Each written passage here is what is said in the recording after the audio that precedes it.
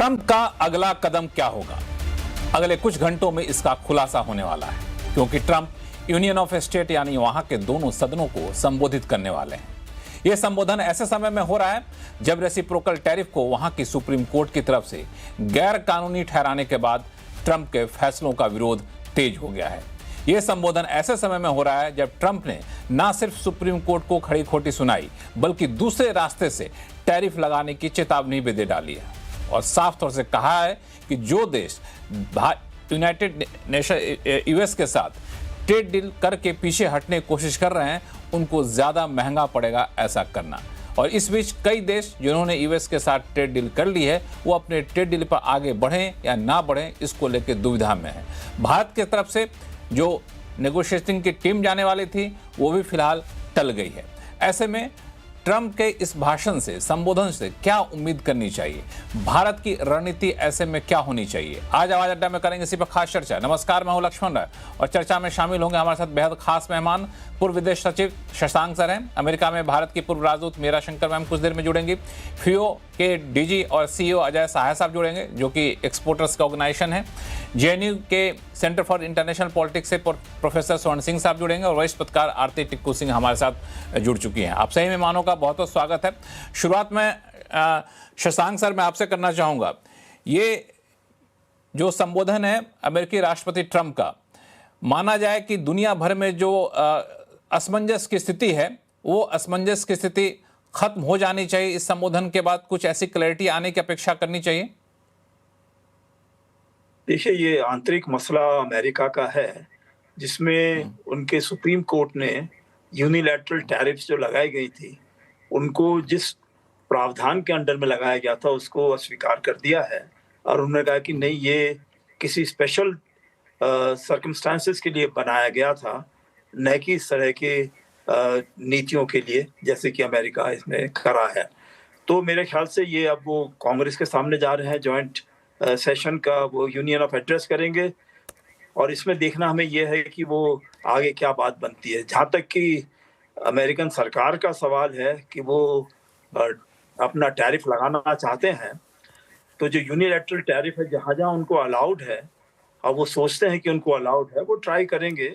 और मेरे ख्याल से जो हम जैसे भारत है या और देश हैं जिन्होंने अभी तक एग्रीमेंट नहीं साइन किए हैं, खाली इंटेंट साइन किया है, तो उनको ये है कि वो निर्भर करेगा अमेरिका के ऊपर भी वे कितना वो करना चाह रहे हैं और वो भारत को कितना सूट करता है। जहाँ जहाँ बायलैटरल एग्रीमेंट्स हो गए हैं वहाँ थोड़ा सा दूसरी तकलीफ आती है, क्योंकि बायलैटरल एग्रीमेंट्स तो हो चुके हैं, तो वो दोनों तरफ बातें बन चुकी हैं। अब अमेरिका को अगर टैरिफ कम करना पड़ रहा है या बदलना पड़ रहा है, तो वो अमेरिका के अपने अंदरूनी मसलों का हल है और उनको खुद ही हल ढूंढना होगा।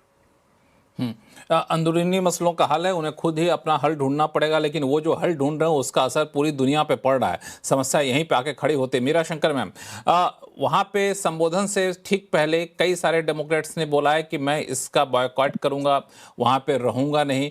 तो एक तरीके से सुप्रीम कोर्ट के फैसले के बाद खुद उनके घर में काफ़ी ज़्यादा विरोध यहाँ पर होने लगा है और सुप्रीम कोर्ट को जिन शब्दों में उन्होंने आलोचना की है, आपको लगता है कि इस विरोध के बाद, सुप्रीम कोर्ट के फैसले के बाद ट्रंप के सुर थोड़े से बदलेंगे? मैं इस संबोधन को इसलिए हाईलाइट कर रहा हूं क्योंकि पिछली बार उन्होंने साफ तौर से रोड मैप दिया था कि हम किस तरह से ग्लोबल टैरिफ लगाने जा रहे हैं, किस तरीके से हम ट्रेड डेफिसिट को कम करने जा रहे हैं।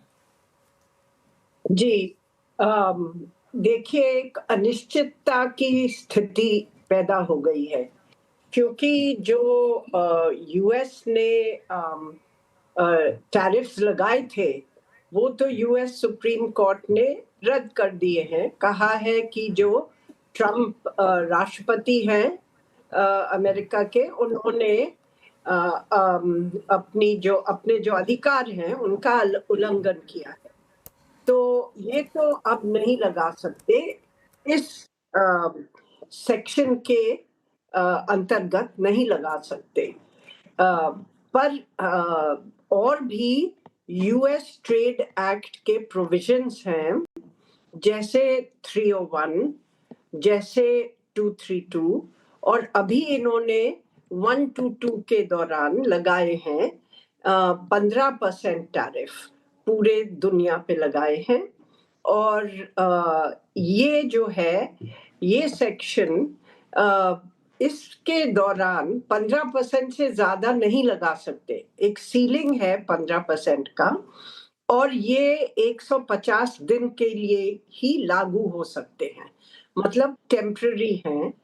अ, और अब एक जैसे मैंने कहा अनिश्चितता की स्थिति पैदा हो गई है, क्योंकि जिन देशों के साथ उनके समझौते हुए थे, यूरोप जैसे, या अब उनके तो टैरिफ्स बढ़ गए करीब-करीब, क्योंकि 15% लगाया था उन्होंने यूरोप पे, 10% यूके पे।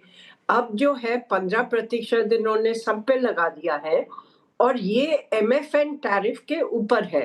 वो 3% के करीब है एवरेज, वेटेड एवरेज। तो उनके लिए तो ये बढ़ गया टैरिफ। तो यूरोप भी कह रहा है कि हम मतलब इसको आगे कैसे ले जाएं। ट्रम्प साहब ये कह रहे हैं कि नहीं, जो बायलैटरल समझौते हुए हैं वो अभी रहते हैं, मतलब उनमें कोई बदलाव नहीं आया है। पर अभी ये स्थिति बिल्कुल अनिश्चित है। दूसरा, यूएस ट्रेड एक्ट के नीचे 2 प्रोविजंस हैं। एक तो 301, जिसके नीचे वो इन्वेस्टिगेट कर सकते हैं कि कोई और देश उनके साथ डिस्क्रिमिनेटरी व्यापार कर रहा है या कुछ ऐसी उन्होंने अपनी नीतियां अपनाई हैं जिससे यूएस को डिस्क्रिमिनेशन की वजह से नुकसान होता है। पर इसमें टाइम लगता है। यूएसटीआर ये इन्वेस्टिगेशन करता है, 1 साल कभी-कभी लग जाता है इन्वेस्टिगेशन होने में, फिर फाइंडिंग आनी चाहिए कि वाक़ई में डिस्क्रिमिनेटरी ट्रेड प्रैक्टिस है, फिर वो लगा सकते हैं टैरिफ्स। और इसमें कोई सीलिंग नहीं है, ना तो अमाउंट की और ना तो टाइम की।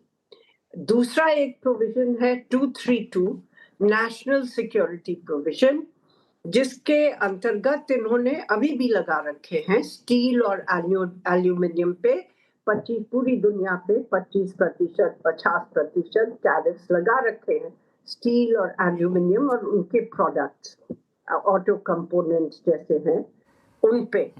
तो वो उसका भी इस्तेमाल किया जा सकता है। वो नेशनल सिक्योरिटी को साइट करके वो कहते हैं कि ये हमारी सिक्योरिटी के लिए ठीक नहीं है, हम टैरिफ लगा सकते हैं। और ट्रम्प साहब कह रहे हैं कि जो भी हमारे पास हथियार हैं हमारे व्यापार के कानून में, वो हम उसका पूरा इस्तेमाल करेंगे।